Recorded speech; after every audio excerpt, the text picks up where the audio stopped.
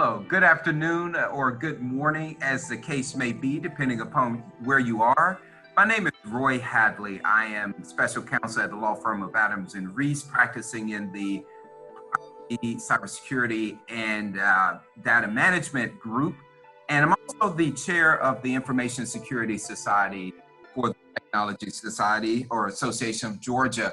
I'd like to welcome you today to really what is the second in the series on kind of this new normal that we are in. In the first one, we talked about a lot of cybersecurity issues and what needs to be thought about from a cybersecurity perspective. Today, we're going to shift gears a little bit and we're going to talk about, enterprise agility. What do you need to be thinking about? What does your organization need to be thinking about right now? Things that you can do right now to not only survive this new normal that we're operating in, but also maybe to even thrive as we move forward. Of course, we've got a lot of unknowns going on right now, but we are in a new normal, and today we're going to talk about that a little bit. I'm joined by three great experts. Gentlemen, they won't call themselves experts, they are. First, we have Bill Lockman, who is the managing director of Newport, and I'm going to ask each of them to kind of introduce themselves more fully here in a second. Bill Lockman, managing director of Atlanta for Newport. We also have Michael Bohling, who is the chief executive officer and a shareholder at HLP Gross Collins. And we also have Chris Kane, who is a partner of mine here at Adams and Reese. So I'm going to turn to Bill first. Bill, tell us thumbnail sketch of who you are and what you do. Yeah, my name is Bill Lockman. I'm the managing director for Newport. We are a national strategic advisory firm that work with mid-market companies. Okay, fantastic. Michael. Excellent. Well, good afternoon, everyone. My name is Michael Bohling. I'm the managing partner of HLB Gross Collins. HLB Gross Collins is a top 25 CPA firm here in Atlanta, and we have two offices. We're also a top 300 firm in the U.S. We are an industry specialized firm where technology is one of our large practice areas. We specialize in serving middle market, closely held businesses, and my personal specialty is audit and advisory services. Fantastic. And certainly last but not least, Chris. Thank you, Roy, and it's glad to be here today. I'm Chris Kane. I work out of our New Orleans office at Adams and Reese, but really across our footprint, which extends from Texas all the way to South Carolina and down to Florida, and throughout each of those states, as well as DC. My specific practice is kind of bifurcated. I do a lot of economic development related work, and in times of disaster, a lot of disaster recovery work. Unfortunately, or fortunately, depending how you look at it, gained a lot of experience after hurricanes Katrina and Rita destroyed really the Gulf Coast region, and now obviously with this disaster, a lot of those skill sets and expertise are being relied upon, and been spending a lot of time dealing with those issues. Looking forward to it.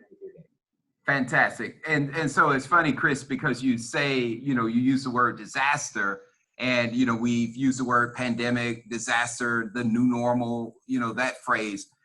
Let me ask you, Chris, 3 months ago, 4 months ago, would you have thought that a virus, would wreak the havoc that it has just here in the United States, but globally? Would you have ever thought this? Well, if I would have, I would be making a lot more money right now, as I would have had some good foresight, right? No, I think that, this was not something, even when we started to hear it, that I envisioned would turn into this sort of reality. It's interesting though, we started as a firm in particular, we started really paying attention to this issue probably mid to late February, and standing up our team and our kind of response team, which is completely looks different now because of the realities and what challenges have come. But even then, even when we started to have some concerns, I certainly did not envision the impact it would have. It took me by surprise. Right. Thank you. And I know, Bill, you do a lot of work with companies where you actually embed, you know, C-level talent, CEOs, CFOs, COOs, and those sorts of things. You know, with this where we are now, would you envision, you know, in terms of talent and needs and things like that, that this pandemic would have wreaked the havoc it has? No, I would have not. That's what I said. And as Roy, as you know, I work in Asia also, and the impact that this had in the Asian market, I was very surprised.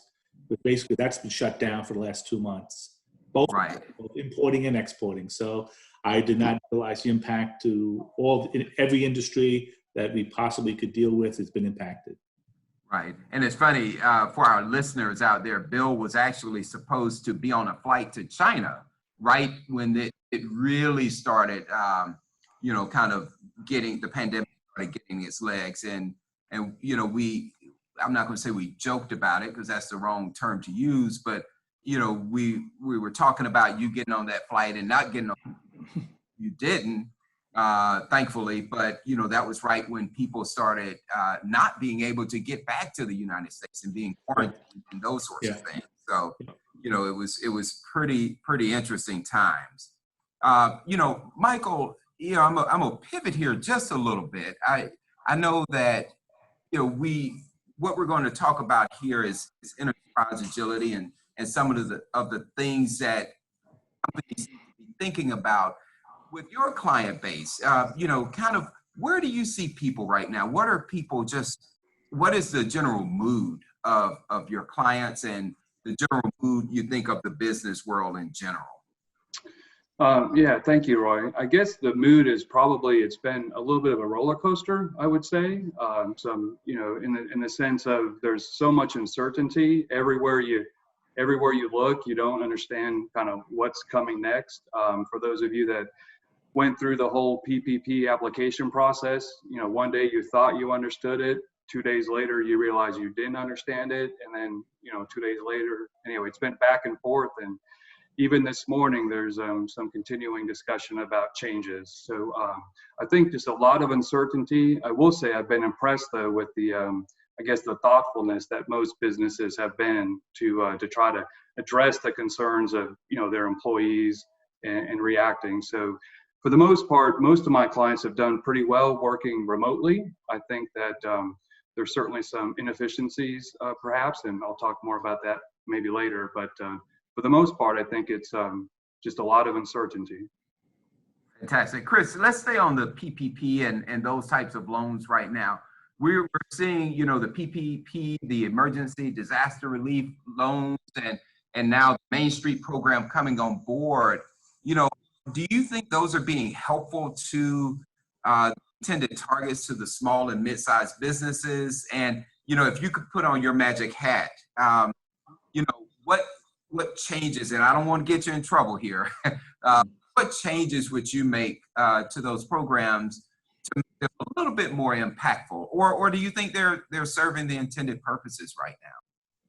Yeah, so it's a good question, and we have an unprecedented number of tools being deployed right now, right? Right. To give you a historical perspective, the SBA's positioning in disaster lending dates back some 56, 57 years or so.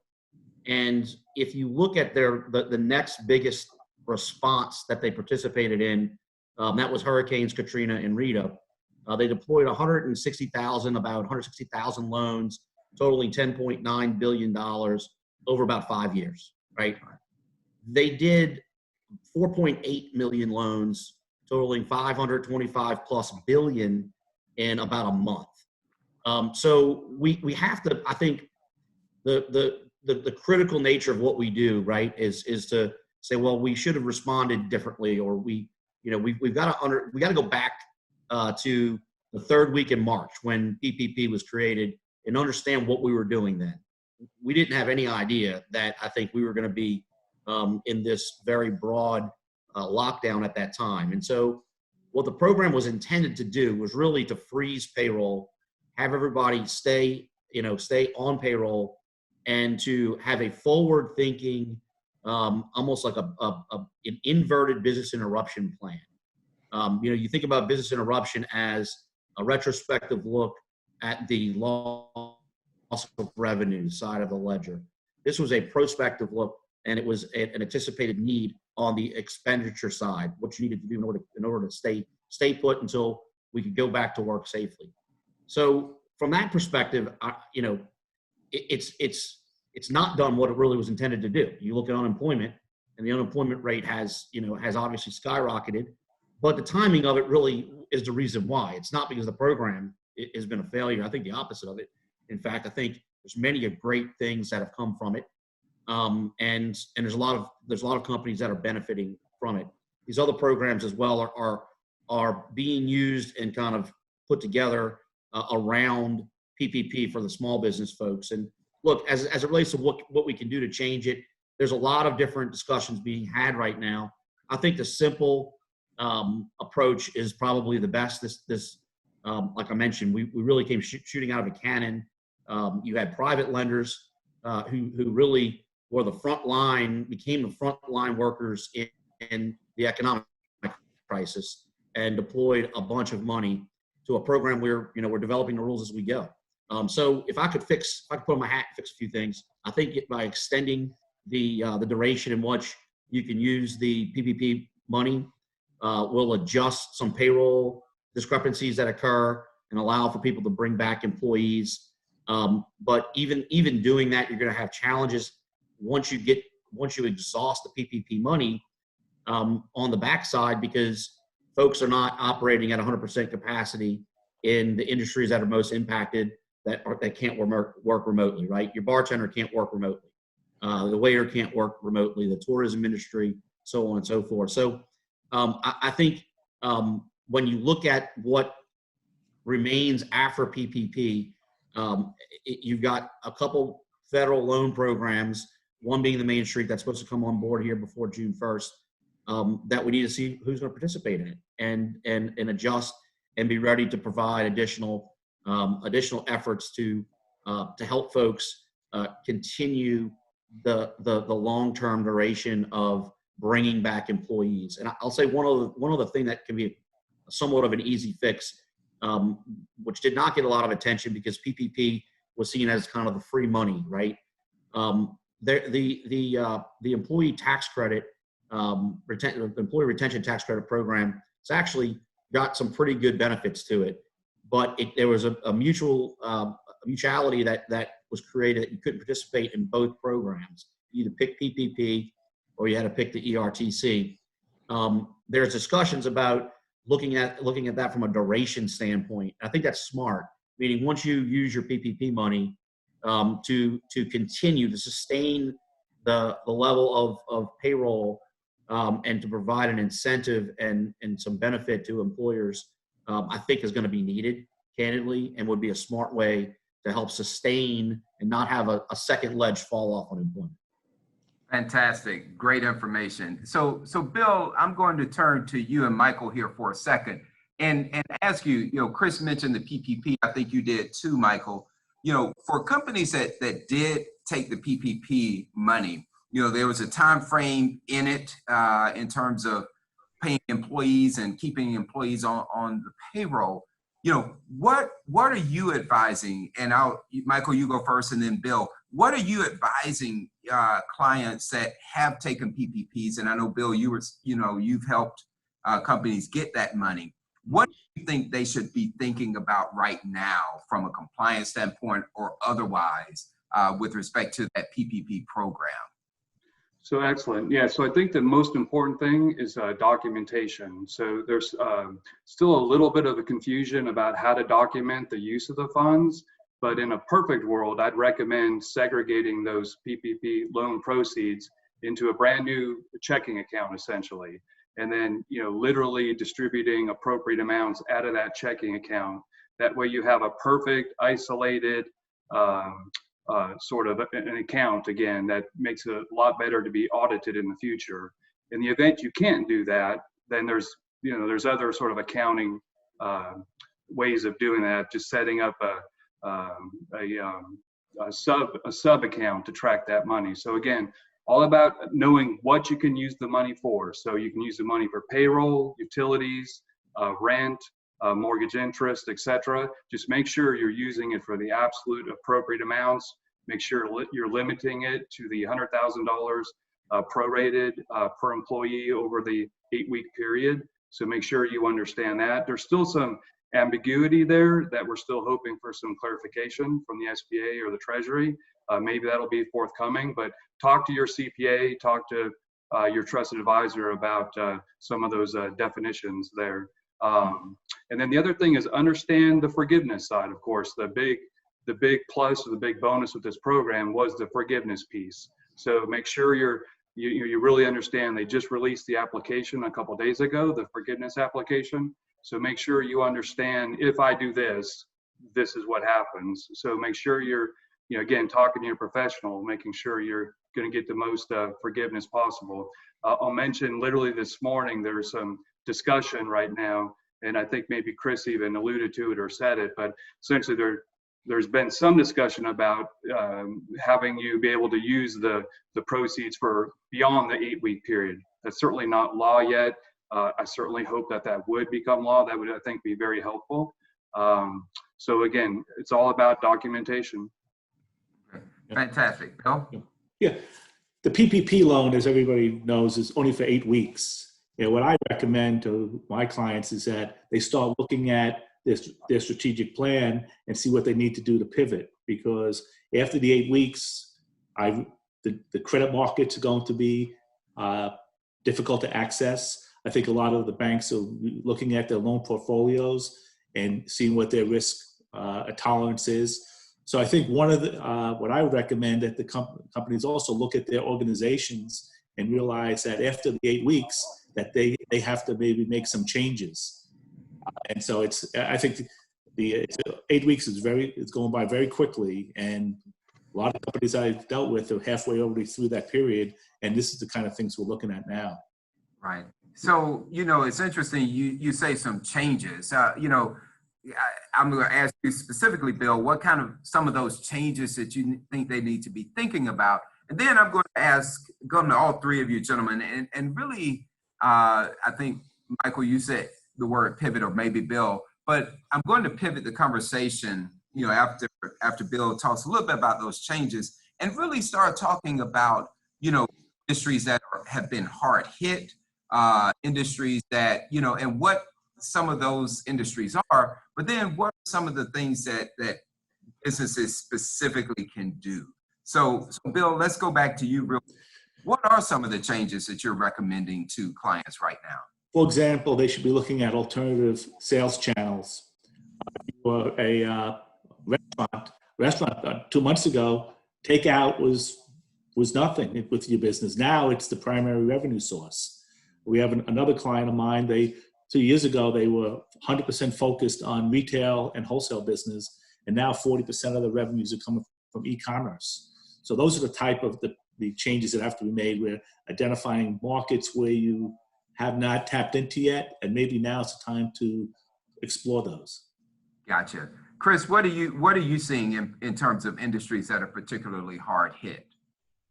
Yeah, well, this when we started, it first was hitting supply chains, and so logistics was impacted. But then logistics has played such a significant role, candidly, in our stability, and has buoyed itself. The tourism industry. I sit in New Orleans. It's going to be a long time before it comes back, right?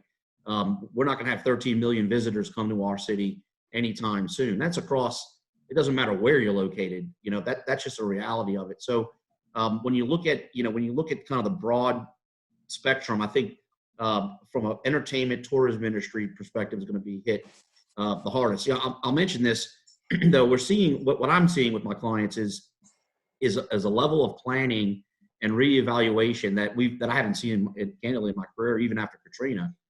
Today was my daughter's last day of 3rd grade. We went and dropped off her books, and she came and just remotely signed out, and now she's in 4th grade, right? Schools are, I think, if you look at what has absolutely been incredible to me, we represent a lot of charter schools. The strategic planning that they had in place And really, for a large part, this is not across the board. They were prepared and they had a plan, but now they're reevaluating what do they do in August and what does that look like, and what does safe learning look like, and so I think to answer your question, I think every single industry is struggling right now to define that strategic plan and how they get back into their offices, how they get back into their new normal, because we just don't know really what's around the corner, right? Right. Michael, what are you seeing? I know as an accounting firm, you touch a lot of clients, kind of like all of us do. Where do you see the winds blowing with respect to your clients and how they're pivoting themselves to adopt and adjust to their new normals? Sure. So we've talked a lot about a couple industries that have been hit immediately, right? The leisure, hospitality, restaurants. But there are a number of industries that haven't really been majorly impacted yet, by and large, construction, real estate. So I think their bad days or their challenges are really, 3 months, a year from now. So they're coming. So all about, I think everyone's mentioned it, getting that strategic plan. And I'd also add, again, being an accountant, we love modeling, right? So I think it would benefit you for, any business to do some modeling, financial statement projections, understand your cash flow. And quite frankly, most business owners say, look, if these 2 or 3 things work out, if I'm able to bill 1.6 times my labor, then I'm okay. Or if I, pick whatever metric you've historically used to feel comfortable about running your business, the truth is it may not be the case at all. I think so many fundamentals have changed, and there's so many fundamentals, will continue to change. So get back and just reassess everything. Right. Do you see, and this is an open question for anybody, one of the things that has really been impacted is the workforce. Restaurants, for example, that are getting PPP are struggling because they don't really need their workers right now because they can't open, realistically. And so, they may need it a month from now or 2 months from now.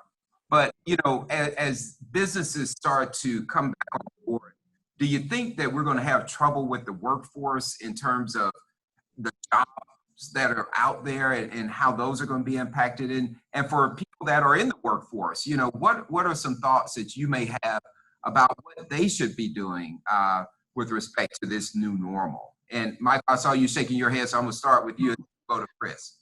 Yeah, and this kind of hit home. I was on a conference yesterday with our HOB firms across the U.S., and several of the large firms have polled their employees, like who wants to come back to the office, who never wants to come back to the office, and who wants to do sort of a mixed model.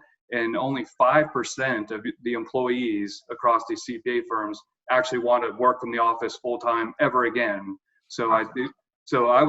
It was a little, and quite candidly, I think it was generally the older folks, your older employees or the older ones at the firms that thought that would be desirable. So I think this is going to force us to be just, how we do business is going to, I think, be changed permanently. And I think, again, for you technology companies, what an incredible opportunity to adapt to this. The market's just going to explode for, this type of technology to work from home, like what we're on today. Right. Yeah, and I would add, from what I'm seeing and experiencing, I don't know if this is a real term, but it's a term that I've been using. There's forced innovation, right? It's out of necessity, and we were joking around prior to today's webinar about one of my colleagues learning how to use Venmo and how that's now benefited him on a golf course. But that technology, the need to be able to use that technology is forcing a lot of folks to rethink how they operate. And I think, candidly, we're never going to go back to where we were. That's pretty evident, I think. And how that impacts the workforce specifically, Roy, it's going to shake itself out, I think, over a very long period of time. And folks who had a very safe, needed position are going to be it's going to be reinvented into a business strategy of unneeded cost. And so I think that's the long-term effect of this, maybe not the immediate effect, but I'm already seeing it not just in the legal profession, but across the sectors in terms of more brick and mortar companies who would had 9 to 5 employees don't anymore, and it's disrupted the entire workforce model as we knew it, and I think we're going to all see ourselves working through it in the foreseeable future in the long term. Right, and I know Bill, you're on the front line of a lot of this, with your client base and who you're working with, with kind of what you do. What are you seeing out there? What I'm saying is that with schools being closed, along with summer camps being closed, the working from home is a reality. There's no longer the option of dropping your kids off and going to work. That's not happening nowadays. So I think long term, one of the things that I could see is how are you going to measure the employees' performance? How do you measure how are you getting an 8-hour day out of those employees? So those type of tools out there that I could see coming around. From the day-to-day management standpoint, I mean, I would say outsourcing of certain key functions should be a reality now, because accounting, marketing, HR, although all those functions that you really need to have internal. I mean, you're better off using an outside firm to manage those for you and to minimize your staff that you have in your payroll. So those are the changes that I'm seeing, and most of my clients are actually have HR outsourced and the ones that don't are looking at it. Great points, gentlemen. One of the things that that I'm seeing and you hear about, and I do a lot of work with state and local governments in particular, revenues are just all over the board right now. Tax collections are down, they've been deferred on the federal level, some states have deferred them, sales taxes are down, occupational taxes are down, all those sorts of things. And so that's impacting state and local governments. And I know, those government services that they're giving to companies that are out there are always impacted also. What do you think? I'll start with you, Chris, because I know you do a lot in the state and local government area. What do you think state and local governments can do potentially to help businesses that are struggling in their footprints? With the restaurants and things like that, and maybe there is nothing they can do, but again, I'm looking at you three gentlemen and saying, put on your magic hats here. Kind of what can be done to help these businesses? Yeah, well, here in Orleans Parish, we're expecting $150 million slice out of our $700 million budget, and most of that's sales tax and most of that's tourism related, right? So the challenge is we need to figure out what we can do with what we have. We work a lot with a couple state groups in Mississippi and Alabama, and there's some programs coming out or being discussed in each of those states. You guys probably have something similar in Georgia. And one of the ideas, if I could put a magic hat on, if we could take and basically mirror what the employee retention tax credit program looks like, and for jurisdictions that have healthy sales tax revenue buckets, and leverage those dollars and see that as investment to allow for employers to use those through this difficult time and to get through it, and see it as a long-term investment. That could be potentially one model, but unfortunately, I don't think in the industries that are hit the hardest, and again, in our footprint, tourism, oil and gas is another one. They came into the crisis limping. We need to continue to use the tools. I think ultimately that's going to provide liquidity and not freeze up our credit markets, which Bill was talking about earlier, I believe, in terms of concerns that we may have. And from a local and state government perspective, the dollars that are coming down through the CARES Act right now, looking at those dollars and how to program them and stand up the industries, either by NACIS code or otherwise, that can help, reinvent companies and keep them sustained. Michael, some thoughts on that, and one that I also want to then follow up with you and Bill. You mentioned earlier remote work, and so I have a question for you on that. Specifically, I'll just go ahead and foreshadow it for you. Is, do you foresee, and I think I know the answer, life ever being the same with full offices and kind of those sorts of things? And also, what are some of the challenges that you have seen with respect to remote workforces, and what are some of the things that businesses can do to kind of ease that transition, although it's been an abrupt transition in a lot of cases, but ease it going forward and so forth? Michael? So excellent. Yeah. Definitely, I think that the remote working has to be evaluated by business. I think it's like my firm, for example, we've tried really hard to add layers of accountability. And I think Bill mentioned that we have a lot of young ladies with children and with no daycare. So it's been very difficult. I'm a little bit of an optimist. I still think we're going to have full offices, essentially. I think there's going to be much more flexibility. I think that particularly younger people, whether they're coming out of high school or college, their ability to be trained remotely, I think, is just very difficult. So I'm hopeful that we'll get back to some level of normacy. But maybe, but maybe to add a little bit to what Chris was saying, what we learned from the last recession is that the state and local governments became very smart about determining who was doing business in their state or their jurisdiction. And they became very creative to figure that out. So I would advise all companies to, it's going to get even, I think, worse, for business owners due to the pandemic. So make sure you understand your nexus requirements, in the various states and where you do business. And sometimes it's better to spend the extra couple $1,000s to prepare a tax return or do something.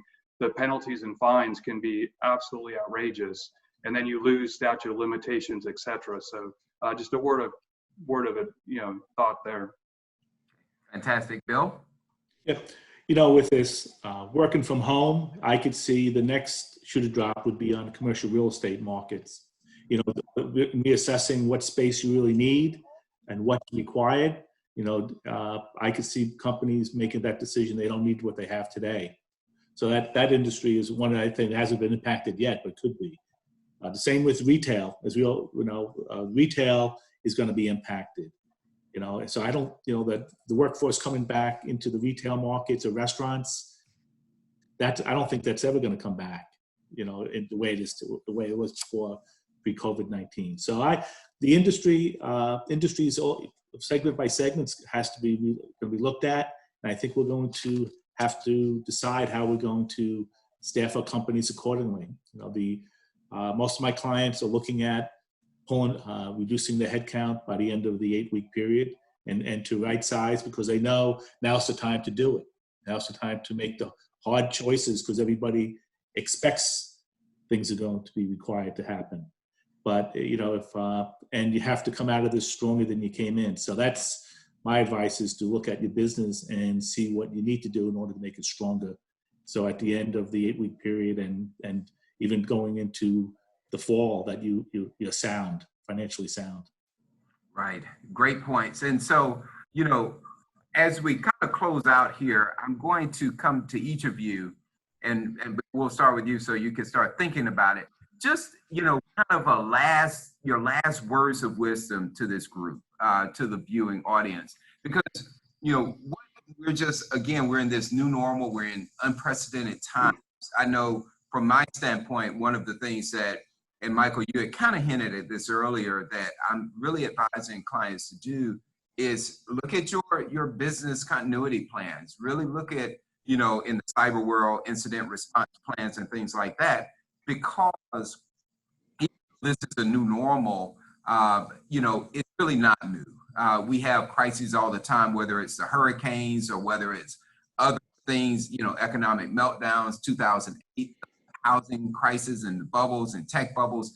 These things happen. Nobody, I don't think, really foresaw the extent of this particular crisis, but they happen. And so from my standpoint, business continuity is something that I tell people you really need to take a hard look at and get those lessons learned, get those best practices that you learn from this, and then put them into your plan so that when the next something happens, regardless of what it may be, you're prepared. You've used those lessons, you've learned those lessons, and now you've implemented those best practices. So Bill, I'll turn to you and ask kind of what are your closing thoughts for the audience? What words of wisdom that you can give somebody? If I look back a year ago, I would be looking at M&A transactions, companies looking to build their enterprise value to sell them. Well, that market has evaporated. So those companies that were looking to sell, it'll be going to be very difficult to sell, and they're not going to get the valuations that they were looking to get in the past. So that means they have to operate those, which means they have to go back and look at their business plan and look at how they survive over the next couple of years until the market comes back. So now's the time to look at what you need to do to make these changes to survive.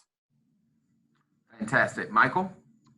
Yeah, so maybe just to add a little bit on to Bill there, I don't recall in my lifetime just seeing how quickly the value of your business can just disappear overnight. I mean, holy cow. So what I think we've learned is you can't have different things triggered on historical valuations. For example, if you have equity instruments within your respective companies, if those have put options that are valued using historical information, for example, if you've got it valued, some 12/31/19 numbers and last year's a multiple of EBITDA, well, that's probably not a good place to be right now. So you may want to really reconsider what those instruments do.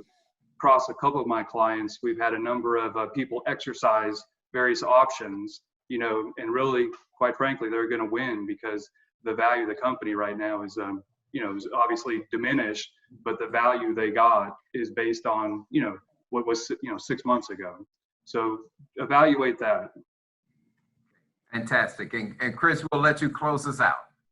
Sure. Well, I think there's two things I'd mention kind of as kind of parting thoughts. The first is, and the challenge we've had in the last 2 months now is a lot of big time decisions are being made, and they're being made. I watched a few be made that were not made with accurate information. They weren't made with they weren't made with the patience you need to make decisions. And so, and there's others who did it right. Accurate information, the take the breath mentality and think through some of these big decisions that companies have coming up is key. And it sounds simple, but it's an observation that I've watched, come across after numerous meetings with many folks. The other thing I would say, and this is, I think to Michael's point earlier, my optimism coming out, this is a time of a lot of opportunity. We think of it as a time of fear and we look at the economy and we don't know which way is up or down sometimes. But, as we sit here right now, somebody's making an observation and a decision and is going to make a lot of money because of their foresight and taking advantage of an opportunity that's going to arise out of this. And I think, and we're seeing it, technology is, going to be 9 out of 10 of those opportunities, right? That's where I think it's residing. And I would just urge folks to keep that thinking cap on and look at the opportunities. Fantastic. Gentlemen, thank you so much for being a part today of this discussion. Great points, great information. And thank you all for joining us today in the listening audience. I hope that it has been helpful. Again, we're living in a new normal, and the ability of your enterprise, your company, and yourself, quite frankly, to be agile, and as all the panelists have said, to adjust to this new normal and take advantage of the opportunities that it is presenting is going to be at the kind of the base of your survival, and not only your survival, but your success going forward. So again, thank you for joining us today. We hope that it has been informative. Take care and be safe.